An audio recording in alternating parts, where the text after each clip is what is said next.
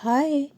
তো কালকে আমি ভিডিওতে বলেছিলাম যে আমাদের গ্রামে একটা বড় অনুষ্ঠান হচ্ছে, চণ্ডীমাতার মন্দির উপলক্ষে বার্ষিক অনুষ্ঠান। তো সেটার জন্য আজকে গ্রামে একটা বিশাল খাওয়া দাওয়ার আয়োজন আছে, নাম সংকীর্তনেরও ব্যাপার আছে। তাই আমি সকাল সকাল রেডি হয়ে স্নান করে সকাল সকাল বলছি, দুপুরবেলা রেডি হয়ে স্নান করে চলে যাচ্ছি।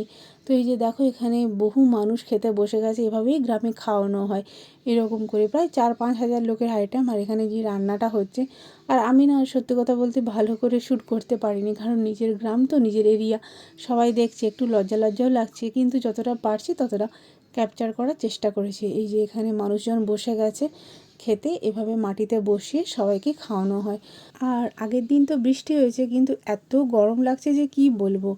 তো চলো, যাই হোক, আজকের খাওয়া দাওয়াটা শেয়ার করি তোমাদের সাথে, কারণ আমি তো বেশিরভাগই খাওয়া দাওয়াটা তোমাদের সাথে এখন শেয়ার করছি, যে কটা ভিডিও পোস্ট করছি। আর খুব তাড়াতাড়ি আনতে চলেছি নতুন একটা সিরিজ, যেটা আমি বন্ধ করে দিয়েছিলাম।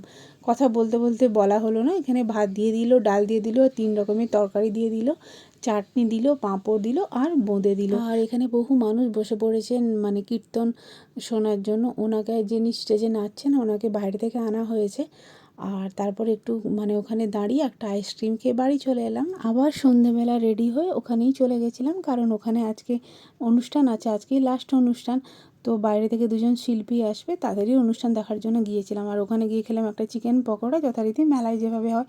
আর ওই যে স্টেজে আমি আছি, ওখানে সম্বর্ধনা দিচ্ছে আমার মতো যারা যারা কালকে রক্ত দিয়েছিল, সবাইকেই সম্বর্ধনা দিচ্ছে। আর এটা দিয়েছিল। আর এই যে প্রোগ্রাম শুরু হলো, এটা ছিল ফার্স্ট শিল্পী, এর নাম হলো তন্ময় সুব্রদাস। ভালোই গানগুলো গেয়েছিল।